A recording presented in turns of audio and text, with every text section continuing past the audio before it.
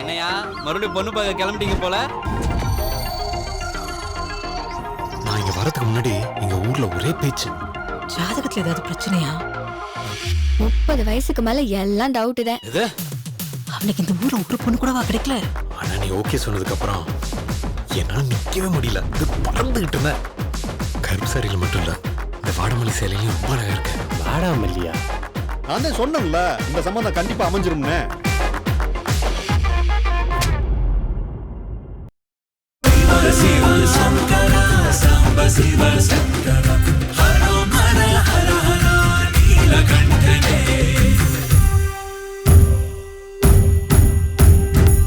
உலகமெங்கும் விஷ்ணு மஞ்சி நடிப்பில் கண்ணப்பா வெற்றி நடை போடுகிறது.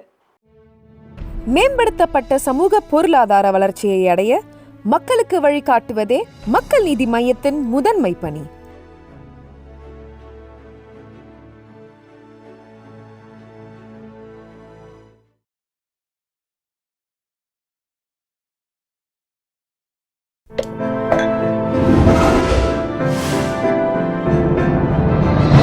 சாய் விசித்ரா. அந்த படத்தை பொறுத்த வரைக்கும் மிகப்பெரிய நட்சத்திர பட்டாளம் சார். நான் பெரிய Aishwarya Rai fan sir. So எனக்கு வந்து இப்படிப்பட்ட ஒரு சீன் வருதுன்னு தெரிய போது ரொம்ப சந்தோஷப்பட்டேன். ஓகே அப்படின்னு. அவங்கள முன்னாடி மீட் பண்ணியிருக்கேன். பட் அந்த சீனுக்குன்னு வரப்போது அவங்கள இமீடியட்டாக மீட் பண்ணக்கூடாது. ஏன்னா இந்த பார்த்திபேந்திர பல்லவனை வந்து கண்ணை பார்க்க போது தான் விழுகிறான். ஸோ சரி அவங்கள போய் பேசிக்கிட்டே நான் கண்ணை பார்த்து தானே பேசிக்கிட்டு இருக்கணும், அதனால பேச வேணாம்னு சொல்லிட்டு நான் அந்த டென்ட்டுக்கு வெளியிலேயே வெயிட் பண்ணிகிட்டு இருந்தேன். அப்படியா? கரெக்டாக அவங்க வந்தாங்க. என்னோட ப்ரீ சீன் எடுத்துட்டாங்க. அதுக்கப்புறம் அவங்களோட ப்ரீ சீன் எடுக்கிறதுக்காக அவங்க வந்தாங்க. அவங்க எடுத்துகிட்டு இருக்கும்போது was Vikram Prabhu I want meet him மைக்கில் மணி சார் கத்துறாரு. ஏய் Vikram very man she wants to say hi to you. ஓடுறேன். ஓடி போய் சரி ஹாய் ஹாய் எப்படி இருக்கீங்க, I have been wanting to meet you, we have such a nice scene written together அப்படின்னு. Yes yes we have a nice scene அப்படின்னு சொல்லிட்டு ஜாஸ்தி பேசல, டக்குன்னு வெளியில் வந்துட்டேன். ஏன்னா மணி சார்கிட்ட எனக்கு என்னென்னா ஒரே ஷாட்டில் முடித்தா சந்தோஷப்படுவேன். திருப்பி ஒன் மோர் சொன்னால் எனக்கும் பிடிக்காது, மணி சாருக்கும் அது பிடிக்காதுன்னு தெரியும். ஸோ அதனால் வந்தால் அதுவும் ஐஸ்வர்யா ராய் மேடமோட எனக்கு பெரிய ஃபேனு, அவங்களோட கரெக்டாக பண்ணோம் அப்படின்னு சொல்லிட்டு வெயிட் பண்ணி அந்த ஷாட் வரும்போது அந்த ஒரு 2 கர்டன் நடுவுலேருந்து கம்போஸ் பண்ணாங்க. இப்படி தான் வரப்போகிறோம். அது ஒரே ஷாட்டில் அது ரெடி ஆகிடுச்சு. ஆனால் அன்றைக்கி தான் நிஜமே அவங்களோட கண்ணை பார்த்து பார்த்திபேந்திராவும் சரி நானும் சரி என்ஜாய் பண்ணேன். அப்பா இப்படி இன்னும் அழகாக இருக்குது அவங்களோட கண் அப்படிங்கிறது தான். பட் அது ஒரு அன்ஃபர்கெட்டபிள் எக்ஸ்பீரியன்ஸ். அண்ட் விக்ரம் சாரோட தான் எனக்கு மேக்ஸிமம் ஒர்க் இருந்துச்சு. அவரோட தான் அந்த வார் சீக்வன்ஸ் எல்லாமே. அவர் அந்த கேரக்டர் வந்து பேசி பேசி பேசி பேசி பேசி பேசி பேசி அதை ஏற்றிக்கிட்டே இருக்கார். அதுக்கு வந்து என்ன மாதிரி வெராசிட்டி வேணும், எந்த அளவுக்கு மேன்லியாக இருக்கணும். அவர் கூட லால் சார் வந்து சும்மா நின்னாலே சும்மா அவர் 6'3", 6'4" அப்படின்னு ஒரு பேசுகிறார். அதுக்கு முன்னாடி நான் டானாக்காரன் வேறு பண்ணோம். ஸோ அவரை பற்றி நல்லா தெரியும். அவர் வந்து டப்புன்னு இமீடியட்டாக கேரக்டர் இறங்கி அடிச்சுட்டு போயிடுவார். விக்ரம் சார் வந்து இந்த லிங்குவிஸ்டிக்ஸ்க்கு நிறைய இம்பார்ட்டன்ஸ் கொடுப்பாரு. ஐ திங்க் இந்த டப்பிங் ஆர்டிஸ்டாக இருந்தான்னு நினைக்கிறேன், அதுக்கு நிறைய இம்பார்ட்டன்ஸ் கொடுப்பாரு. ஒரே ஒரு விஷயம் மட்டும் என்ன பண்ணார், காதில் காட்டன் வச்சுட்டு ஒரு சீன் பேசிக்கிட்டு இருந்தார். காதில் காட்டன் வச்சா அது அவருக்கு மட்டும்தான் கேட்கும். நான் கூடயே நடந்து வந்துட்டு இருக்கேன், சுற்றி ஒரே சத்தமாக இருக்குது. ஏன்னா இந்த குதிரையை இழுத்துக்கிட்டு போகிறாங்க. இது அந்த ஷாட் வந்து நான் இப்படியே பண்ணிக்கிட்டு வந்தேன். மணி சார் வந்து what happen sir, can we just do one more அப்படின்னு சொல்லிட்டு திருப்பி, சார் காட்டன் வச்சுக்கிட்டு பேசுகிறீங்க, அது உங்களுக்கு மட்டும் தான் கேட்குது, எனக்கு கேட்கல. ஸோ நீங்கள் டயலாக் எப்போ முடிக்கிறீங்க எது முடிக்கிறீங்கன்னு எனக்கு தெரியல, அது மட்டும் கொஞ்சம் செய்யுங்க. ஸோ இந்த மாதிரி டிஃப்ரெண்ட் டெக்னிக்ஸ் ஒரு ஆர்டிஸ்ட் யூஸ் பண்ணுறாங்கன்னு நான் கற்றுக்கிட்டேன். அதுதான் இந்த சினிமாங்கிறது ஒரு தனி உலகம் சார். அதுக்குள்ளார ஒவ்வொரு ஆர்டிஸ்ட்டும் எப்படி பண்ணுறாங்கங்கிறது வந்து அமேசிங். லைக் ஐஸ்வர்யா ராய் மேடம்லாம் வந்து தமிழ் பேச முடியாது, ஓரளவுக்கு புரிஞ்சுப்பாங்க, ஏன்னா தமிழ் படங்கள் பண்ணதால். புக்கை வச்சுக்கிட்டே இருக்காங்க, படிச்சுக்கிட்டே இருக்காங்க. நம்ம இந்த எக்ஸாம் போனால் எவனாவது ஒருத்தன் படிச்சுக்கிட்டே இருப்பான், அவன் படிக்கிறத பார்த்து நம்மளுக்கு பயம் வரும், நம்ம படித்தோமா இல்லையா, அந்தளவுக்கு பயம் வந்துச்சு அவன் பார்த்து. ஆனால் வந்தால் பக்காவாக டயலாக் சொல்லுவாங்க சார்.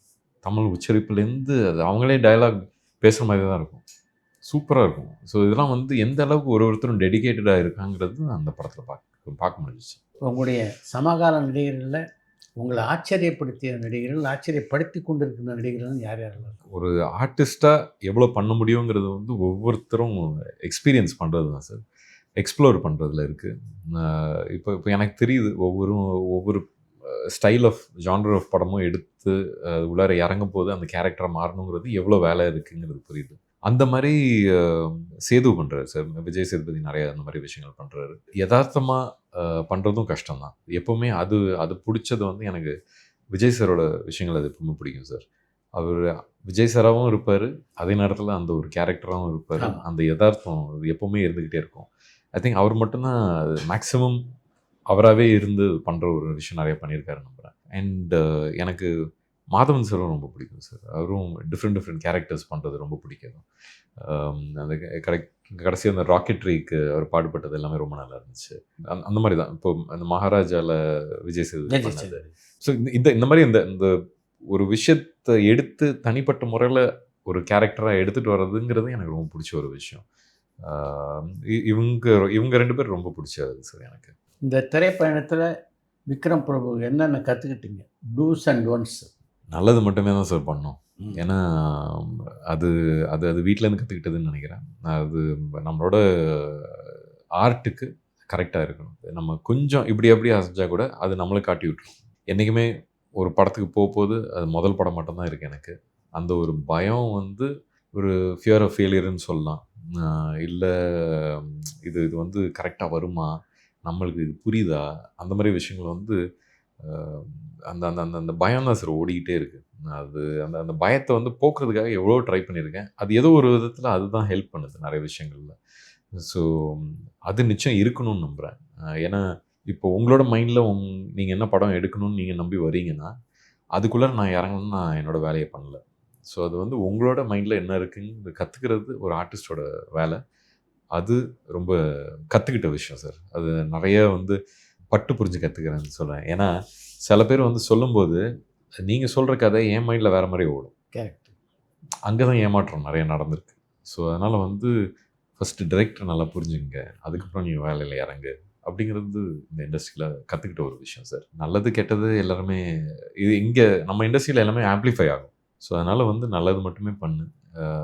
இண்டஸ்ட்ரியில் கேமராமேனாக இருக்கட்டும், லைட்மேனாக இருக்கட்டும், டைரக்டராக இருக்கட்டும், யாராக இருக்கட்டும், எல்லாருக்கும் ஒரே மரியாதைங்கிறது உங்ககிட்டேருந்து வர்றது. அது மட்டும் மாற்றிடாது. அவ்வளோதான் சார். விக்ரம் பிரபுவை விமர்சனங்கள் எப்போவாவது காயப்படுத்தியிருக்கா? பண்ணியிருக்கு சார். அது வந்து டார்கெட்டடாக சில விஷயங்கள் பண்ணாங்க. அது ஹர்ட் ஆச்சு. அது எதுக்காகன்னு ஃபீல் பண்ணேன். அதுக்கு அகேன்ஸ்டாக போகல. அதுக்கு சரி அவங்க அப்படிப்பட்டவங்க பண்ணுறாங்க, பண்ணிட்டு போட்டோம். அது அவங்களுக்கு சந்தோஷம் கொடுக்குதா ஓகே, நம்மளை புண்படுத்துச்சுன்னா ஓகே. இது எந்த அளவுக்கு நம்ம புண்படுத்தணும்னு ஒன்று இருக்குல்ல. நம்மளுக்கு தெரியும் நம்ம எதுக்காக சில விஷயங்கள் பண்ணுறோம், எதுக்காக பண்ணலன்னு. இன்றைக்கி அவங்க வந்து சொல்கிறாங்கன்னா நாளைக்கு அவங்க இல்லை நம்ம வாழ்க்கையில். நம்மளுக்கு ஒரு வாழ்க்கை போயிட்டு தான் இருக்குது. ஸோ அதனால் வந்து நம்ம கரெக்டாக இருக்கோமா, நம்ம அந்த ஒரு டைரக்டரோ ஒரு ப்ரொடியூசரோ இருக்கிற நிலைமையில நம்ம பண்ண விஷயம் கரெக்டாக பண்ணியிருக்கோமா, அவ்வளோதான். உங்களோட சர்க்கிளுக்கு தெரியும் நீங்கள் எப்படிப்பட்டவர்னு. அதை தாண்டி வேறு யாருக்கும் தெரியாது. நம்ம போய் வெளியில் போய் சொல்லணும்னு தேவையும் இல்லை. அது நீங்கள் என்றைக்கு உங்கள் மேலே கான்ஃபிடென்ஸ் வச்சு வளர்றீங்களோ அன்றைக்கி தான் உங்களோட வளர்ச்சி இருக்குங்கிறது கற்றுக்கிட்டேன். இந்த மாதிரி புண்படுத்த போது நிறைய கற்றுக்கிட்டேன் சார். அது வந்து புண்படுத்துறதுங்கிறது வந்து கொஞ்சம் வருஷம் ஆச்சு. ஸோ அதனால் அதை தாண்டி வந்துட்டேன். ஐ திங்க் மெச்சூரிட்டி கொஞ்சம் ஜாஸ்தி இருக்குது. அதுவும் அப்பா சொன்ன விஷயம் தான் நம்புகிறேன். இண்டஸ்ட்ரியை பற்றி நீ கற்றுக்கணும் அப்படின்னு சொன்னது அதையும் சார்ந்த ஒரு விஷயம் தான் நம்புகிறேன். இன்றைக்கி வந்து சோஷியல் மீடியாங்கிறதால ஒரு டீ கடையில் பேசுகிறது சோஷியல் மீடியாவால் பர்ஸ்ட் ஆகுது. எந்த அளவுக்கு பாசிட்டிவிட்டி இருக்குது, எந்த அளவுக்கு நெகட்டிவிட்டி இருக்குதுன்னு எல்லாருக்கும் தெரியுது. நெகட்டிவிட்டி ஜாஸ்தி வெளியில் வருது. அதனால் ஒருத்தரால் அவங்களோட இரிட்டேஷனை எக்ஸ்ப்ரெஸ் பண்ண முடியலன்னா வெண்ட் அவுட் பண்ணுற இடம் வந்து சினிமா சைடோ இல்லை பொலிட்டிக்ஸ் சைட்லேயோ போய் வெண்ட் அவுட் பண்ணுறாங்க. அதை நம்ம புரிஞ்சுக்கிட்டா சரி. அதை பற்றி நீங்கள் கவலைப்படணும்னு தேவையில்லை சார். அது it's not a personal attack. அது அவங்கள பற்றி ஜாஸ்தி சொல்லுது, நம்மளை பற்றி இல்லை. நம்மளை பற்றி நம்ம தெரிஞ்சுக்கிட்டா போதும். சிவாஜி என்ற ஒரு மாபெரும் நடிகருடைய வீட்டு பிள்ளை அப்படின்றது ப்ளஸ்ஸு சார், மைனஸ்ன்னு சொல்ல மாட்டேன். இதெல்லாம் வந்து ஒரு கடவுள் வரம் சார். அவருக்கு வந்து ஒரு பேரனை பிறக்கிறதுங்கிறது பெரிய வரம். அதுவும் அப்பாவுக்கு பிறக்கிறதுங்கிறது அதோட பெரிய வரம் நான் நம்புகிறேன். தாத்தாவும் ஒரு சிம்பிள் ஹியூமன் தான் சார். நான் அதனால தான் சரஸ்வதி சபதம் படம் பார்க்கும்போது அவர் எவ்வளோ பெரிய ஆர்டிஸ்ட்டுங்கிறது அன்னைக்கு புரிஞ்சுக்கிட்டேன். அவ்வளோ ஒரு சிம்பிள். அந்த பார்த்துருக்கீங்க, வெள்ளை சட்டை, வெள்ளை இது போட்டு ரொம்ப சிம்பிள். எதை பற்றியும் பெருசாக பேச மாட்டாங்க, சாதாரணமாக இருப்பாங்க. அவங்கள டெய்லி பார்க்க வரவங்க நிறைய பேர் வருவாங்க. உங்களுக்கு தெரியும், அங்கே ஒரு லுக்கு கொடுப்பாங்க, ஏன்டா வந்தேங்கிற ஒரு லுக்கு கொடுப்பாங்களா, அதெல்லாம் நிறைய பார்த்துருக்கேன். வரவங்களே பயந்து நடுங்கி அப்படியே ஐயா சும்மா வந்தோம் பார்க்குறோம் அப்படின்னு சொல்லிட்டு. ஏன்னா அவங்க அந்த டைமில் ஐ திங்க் பண்ணணும்னு நினச்சது எல்லாத்தையும் பண்ணிட்டாங்க. ஸோ அதனால் he was in a retired life. நாங்கள் பெரும்பாலும் அவங்களோட டைம் ஸ்பெண்ட் பண்ணதே அவங்க ரிட்டையர்ட் லைஃப்பில் தான். ஆமாம், ஸோ அதனால லேட்டர் ஸ்டேஜில் தானே அந்த வாய்ப்பு கிடைச்சது. ஸோ அதனால் ரொம்ப சந்தோஷமாக இருக்குது. இன்றைக்கி அவ்வளோ வருஷம் வந்து ஸ்கூல்லேருந்து வந்துட்டு தாத்தாவோட போய் உட்காந்து அந்த டைம் ஸ்பெண்ட் பண்ணதுக்கெலாம் வந்து ரொம்ப கிரேட்ஃபுல் சார். உங்கள் வீட்டில் நிறைய நடிகர்கள், உங்களுடைய பெரியப்பாவும் ஒரு நடிகர். அவருடைய நடிப்பை அந்த படத்தில் பார்த்து நீங்கள் ஆச்சரியப்பட்டிருக்கீங்க? அறுவடை நாள் தான் சார். அந்த டைமில் அறுவடை நாள், அதுக்கப்புறம் இப்போ ரீசெண்டாக ஐ படம் பண்ணார்ல, அவங்களும் அவங்களுக்குன்னு ஒரு ஸ்டைல் இருக்குது. அவங்கள பார்த்தாலே இந்த ஒரு விஜய் மலைய லுக் ஒன்று வருமா, இப்போ அந்த ஸ்டைல்லே தான் இருக்காங்க பார்க்குறதுக்கு. அதெல்லாம் பார்க்கும்போது நம்மளுக்கும் ஓகே அங்கிளும் பண்ணுறாங்க அப்படின்றது தான். பட் அவங்களாம் வந்து ஒரு இப்போ நீங்கள் கேட்குறீங்கல்ல சிவாஜி சாரோட பசங்க அப்படின்னு, அவங்களாம் இன்றைக்கும் சிம்பிளாக தான் சார் இருக்காங்க. அவங்ககிட்டேருந்து கற்றுக்கிட்ட விஷயங்கள் தான், நிறைய விஷயங்கள் தான். இன்றைக்கி சினிமா உலகத்தில் இருக்கிற நட்சத்திரங்களில் யார் யாரெல்லாம் நெருக்கமான நண்பர்கள் உங்களுக்கு? நண்பர்கள் இருக்காங்க சார். கார்த்தி இருக்கார், அப்புறம் துல்கர், மம்முடி சார் பையன். இவங்க கிட்ட நான் நிறைய பேசுகிறது உண்டு. மித்தவங்க கிட்டலாம் ஜென்ரலாக பேசுகிறது. துல்கர் கிட்டலாம் வந்து இப்போ நாங்கள் ஆக்டிங் கிட்டத்தட்ட ஒரே டைமில் தான் வந்தோம். பாம்பே போயிருந்தபோது மீட் பண்ணோம். ஸோ அதனால் ரொம்ப க்ளோஸ். நாங்களும் ஆனால் சினிமாவை பற்றி பேசவே மாட்டோம். மீட் பண்ணோன்னா சாப்பாடு, ட்ராவல், இந்த மாதிரி விஷயங்கள் தான். படமாக நல்லா இருக்கான்னு சொல்லுவோம், நடிப்பை பற்றி விமர்சிக்கவே மாட்டோம். ஏன்னா எங்களை பற்றி எங்களுக்கு தெரியும். 2 மாதம் நாங்கள் ஆக்டிங் கிளாஸில் அவன் என்ன பண்ணுவான்னு தெரியும், நான் என்ன பண்ணுவேன்னு அவனுக்கு தெரியும். ஸோ அதனால் அது தெரியும். பட் படமாக இது நல்லா இருக்குது, இந்த மாதிரி கேரக்டர் நீ பண்ணியிருக்க நல்லா இருக்குது, அவ்வளோதான். அதுக்கு மேலே அது வேற யாருக்கும் இல்லை. ஸோ அந்த எப்பவுமே இஸ் பேக்கிங்கில் like we support each other sir. Any time ஏதாவது கால்னா வி கால் ஈச் அதர், அது இருக்குது. And we have a very common friend ரத்துல்னு ஒருத்தர் ஹைதராபாத்தில். அவரும் சினிமாவில் இறங்கணும் தான் வந்தார். ஆனால் சினிமாவுக்கு வெளியில் சினிமா சம்மந்தப்பட்ட விஷயங்கள்ல இருக்கார். ஸோ நாங்கள் ஒரு 3 ஃப்ரெண்ட்ஸ் இன்றைக்கி வரைக்கும் ரொம்ப க்ளோஸாக இருக்கோம். எல்லாருமே கடவுளை அனுப்பிச்சி விட்ட ஒரு சப்போர்ட்னு சொல்லுவோம். கார்த்தியோடும் அது மாதிரி எக்ஸ்சேஞ்ச் பண்ணிக்குவீங்களா? சின்ன வயசுலேருந்து தெரியும் சார். ஸோ அதனால் வந்து இப்போ தான் சினிமா உள்ளார வந்ததுக்கப்புறம் தான் இந்த சங்கத்துக்காக, நடிகர் சங்கத்துக்காக பேச ஆரம்பிக்கும் போது தான் இன்னும் ஜாஸ்தி பேச ஆரம்பித்தேன். அது வரைக்கும் நான் கொஞ்சம் இன்ட்ரோவர்ட் தான் சார். நான் என்னோடய வேலை இதுன்னு பார்ப்பேன். எனக்கு ஃபேமிலி டைம் ஜாஸ்தி பிடிக்கும். ஸோ வேலைன்னு இருக்க போது அந்த வேலை மட்டும் பார்ப்பேன். ஸோ எனக்கு ரொம்ப நிறைய பேர்கிட்ட பேச மாட்டேன். தெரிஞ்சவங்ககிட்ட ஓரளவுக்கு பேசுவேன். என்ன எப்படி இருக்கீங்க, என்ன கார்த்திக் இப்போ நிறைய பேசுகிறது வந்து அவர் நான் சொல்லி தான் இப்போ கொஞ்சம் நிறைய ட்ராவல் பண்ணுறேன்னு நினைக்கிறேன். ஏன்னா எனக்கு ட்ராவல் ரொம்ப பிடிக்கும். ஸோ அதை பற்றி நிறையா படிப்பேன், எல்லாம் பார்ப்பேன். ஸோ அவர்கிட்ட சொல்லி இப்போ அவரும் இப்போ ஒரு லாஸ்ட் 3 இயர்ஸாக நிறைய ட்ராவல் பண்ணிட்டு இருக்காரு. ஸோ ஏதாவது ட்ராவல்னா கேட்பாரு, நான் சொல்லுவேன் அவருக்கு. நீங்கள் ஒரு தயாரிப்பாளரும் கூட. பெரிய அனுபவம் சார் அது, கஷ்டமான அனுபவம். ஏன்னா நம்ம ஏதாவது ஒன்று தான் செய்யணும்னு நம்புகிறேன் சார். ஒன்று நடிகரமாக நடிக்கணும், தயாரிக்கணும். ஏன்னா அதுக்குள்ளே நிறைய ஃபேக்டர்ஸ் இருக்குது. இது எல்லாமே நிறைய புரிதல். அது ஏர்லியாகவே பண்ணதுக்கால இன்றைக்கி சினிமாவை பற்றி இன்னும் நிறைய தெரிஞ்சிச்சு. என்னென்ன விஷயங்களுக்கு முக்கியத்துவம் இன்னும் ஜாஸ்தி கொடுக்கணும். நம்ம இந்த பிஸ்னஸ்ன்னு சொல்கிறோம்ல, அது ஒரு சைடில் இருக்குது. நம்ம வந்து க்ரியேட்டிவாக ஒரு விஷயத்தை வந்து க்ரியேட்டிவாக கரெக்டாக பண்ணிடணும். ஆனால் அதை எடுத்துகிட்டு போய் நம்ம பிஸ்னஸ் பண்ணோம்னா ஒரு ப்ராப்பரான ஒரு ப்ரொடியூசரை அதை எப்படி எடுத்துகிட்டு போய் ஸ்டேஜ் பண்ணி எப்படி எடுத்துகிட்டு போய் கொடுக்கணுங்கிறது ரொம்ப முக்கியமான ஒரு விஷயம். அதை புரிஞ்சுக்கிட்டு அதுக்கான நெட்வொர்க் க்ரியேட் பண்ணணும். அந்த நெட்வொர்க்லாம் ரொம்ப முக்கியம். அந்த நெட்வொர்க் பண்ணால் அதுக்காக பேசுகிறது நிறையா இருக்குது. ஸோ அதெல்லாம் கஷ்டமான விஷயம் சார். இன்றைக்கி நம்மளோட இண்டஸ்ட்ரியை பற்றி கஷ்டமான ஒரு விஷயம் என்ன சொல்கிறாங்கன்னா, சக்ஸஸ் ரேட் ரொம்ப கம்மி அப்படின்னு. ஸோ அப்படி இருக்கும்போது ப்ரொடியூசர் தானே வந்து காசு போடுறாங்க. ஒரு சக்ஸஸ் ரேட் அவ்வளோ கம்மியாக இருக்கிற இடத்துல நம்பி வராங்கன்னா அவங்களோட வேலை அவங்க நல்லா தெரிஞ்சிருக்கணும், அந்த நெட்வொர்க் கரெக்டாக தெரிஞ்சிருக்கணும். அப்படிலாம் ரொம்ப கஷ்டம் சார் அது உள்ளார. ஸோ அதனால தான் சொல்கிறேன், நம்மளோட வேலைலாம் வந்து அந்த மரியாதைங்கிறத வந்து சினிமா ஷூட் பண்ணுற டைம்லேருந்தே ஆரம்பிக்கணும் அப்படிங்கிறது. உங்களுடைய ஃப்யூச்சரை எப்படி அமைச்சிக்கணும் அப்படின்னு நினைக்கிறீங்க சார்? எவ்ரிடே எந்திரிக்க போது I'm grateful for that sir. அதனால் வந்து ஒரு 5 வருஷம் 10 வருஷத்தில் இப்படி இருக்கணுங்கிறதுலாம் வந்து இப்போ நான் 5 வருஷம் 10 வருஷம் முன்னாடி போனேன்னா நான் யோசிச்சதோட பெட்டரான ஒரு பொசிஷனில் இருக்கேன்னு நம்புகிறேன். பட்ட கஷ்டங்கள் இவ்வளோ கஷ்டங்கள் தாண்டி வந்திருக்குமா அப்படிங்கிறதும் இருக்குது. ஆனால் அந்த கஷ்டங்கள் தான் சார் எக்ஸ்பீரியன்ஸாகவும் இருந்திருக்கு. நிறைய விஷயங்கள் கற்றுக் கொடுத்துருக்கு. ஸோ அதனால் கஷ்டமே வரக்கூடாது, இதே இருக்கக்கூடாது அப்படின்னு நீங்கள் நம்புனீங்கன்னா அது ஹெல்ப் பண்ண போகிறதில்ல. அதனால் இந்த அடுத்த 5-10 வருஷம் நல்லா இருக்கணும். நம்ம என்ன நம்பி பண்ணுறோமோ அதை கரெக்டாக நம்பி பண்ணணும்.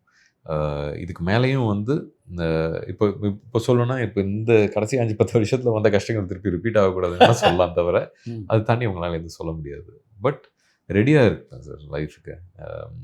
இது தைரியம் தேவை, அது மட்டும் புரிஞ்சிருச்சு. Vikram Prabhu great music லவரா? பிடிக்கும் சார், எல்லா மியூசிக்கும் பிடிக்கும். வேர்ல்டு மியூசிக் நிறைய கேட்பேன். எனக்கு இந்த எப்பவும் சொல்லுவாங்க இந்த கஷ்டம் தெரிய போது தான் வேர்ட்ஸ் கேட்கும் அப்படின்னு சொல்லுவாங்க. எனக்கு எப்போவுமே மியூசிக் தான் கேட்கும். இந்த வேர்ட்ஸ் கேட்குறதே ரொம்ப கஷ்டம். உன்னிப்பாக அது கேட்கணும் அப்படின்னு ட்ரை பண்ணால் தான் கேட்கும்.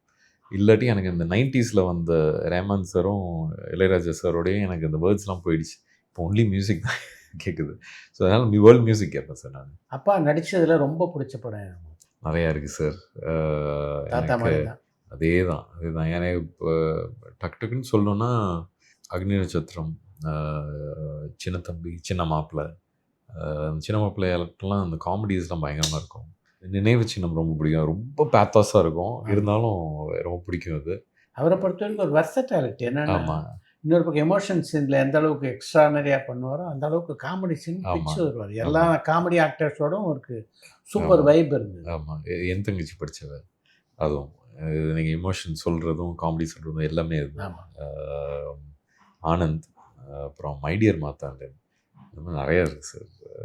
Number 1 fan sir. ஸோ அதனால் நிறையா படங்கள் இருக்குது. எதுவும் தனிப்பட்ட முறையில் சொல்ல முடியாது. பொன்மனம்னு ஒரு படம், அதில் வந்து அப்பாவே இருந்திருப்பாங்க. அப்பா எந்த அளவுக்கு இப்போ நீங்கள் சொல்கிறீங்கல்ல ரொம்ப கைண்ட் ஹார்ட்டுன்னு, அது பொன்மனம்ங்கிறது அவங்களுக்கு ஒட்டின ஒரு விஷயம். உங்கள் மிஸ்ஸஸ் உங்கள் படங்கள் எல்லாம் கிரிட்டிசைஸ் பண்ணுவாங்களா? ஆமாம் சார், நானே பயங்கரமான கிரிட்டிக்கு எனக்கே. அப்படியா? அதையும் தாண்டி ஏதாவது ஒரு அடி வாங்கணுன்னா அவங்ககிட்ட போய் கேட்கலாம். ஸோ அவங்க ஃபுல்லாகவே ஆனால் அப்படிப்பட்ட ஒரு இது தேவை. இப்போ அவங்கக்கிட்ட பேசிட்டுனா அதுக்கு மேலே பேசணும் தேவையே இல்லை. மேக்ஸிமம் சிஸ்டர்கிட்டயோ அம்மாக்கிட்டேயோ பேசுவேன். அவங்க இந்த இந்த விஷயங்கள்லாம் தெளிவாக சொல்லி விட்டுருவாங்க. எது இருந்தாலும் அவங்களும் ஒரு ஆடியன்ஸ் தான், நானும் ஒரு ஆடியன்ஸ். ஆமாம், அது தேவை சார். ஒரு ரியாலிட்டி செக்னு சொல்லுவாங்கல்ல, அது தேவை. ஸோ இவங்கெல்லாம் பேசிட்டுலாம் யாராவது ஒருத்தர் வியூவர்ஸ் கொடுத்தா கூட எதுவும் தேவை இருக்காது. ஏன்னா எது இருந்தாலும் நேராக சொல்லிடுவாங்க. நானும் அதை விருப்பப்படுவேன். ஏன்னா like I set, I am my biggest critic. நான் அதுலேருந்து கற்றுக்கிறது நிறைய விஷயங்கள் இருக்குது. ஸோ யாரோ ஒரு 3வது மனுஷன் வந்து சொல்லணும்னு தேவையில்லை. ஆனால் எப்போவுமே இப்போது சத்யராஜ் சாரோட நடிக்கும்போது சத்யராஜ் சார் வந்து நிறைய விஷயங்கள் பேசுவார். நம்ம ஏதாவது ஒரு சீனில் ஏதாவது ஒன்று பண்ணோன்னா அதை பற்றி எடுத்து பேசுவார். விக்ரம், நீங்கள் இது இப்படி பண்ணீங்களே, அப்படி பண்ணிங்கன்னா எப்படி இருக்கும்னு நினைக்கிறீங்க அப்படின்னு. ஓகே, அது எக்ஸ்பீரியன்ஸ். அந்த எக்ஸ்பீரியன்ஸ் அவங்க ஷேர் பண்ணும்போது அது கன்ஸ்ட்ரக்டிவ் கிரிட்டிசிசம். அது எனக்கு ரொம்ப பிடிக்கும்.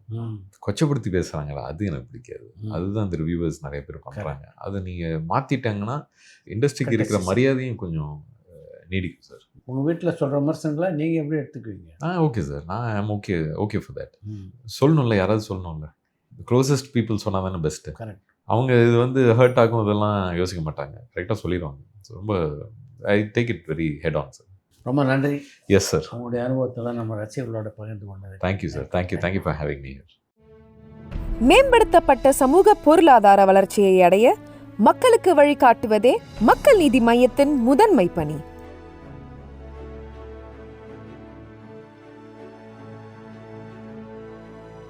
பரபரப்பான சினிமா செய்திகள், நட்சத்திரங்களின் பேட்டிகள், சினிமா வரலாறு ஆகியவற்றை பார்க்கவும் படிக்கவும் உங்களுக்கான இணையதளம் touringtalkies.co.